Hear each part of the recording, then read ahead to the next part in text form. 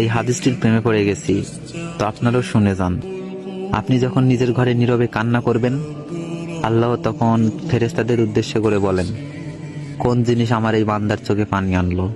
ফেরেশতাগণ বলেন, আপনার বান্দা সুখে নেই, আপনার বান্দা অনেকদিন হাসেনি।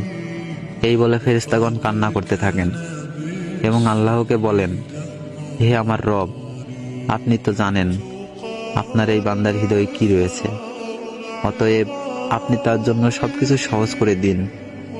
আল্লাহ বলেন, আমার এই বান্দা এমন কিছু জীবন থেকে হারিয়ে ফেলেছে যে সে অধিক ভালোবেসেছিল।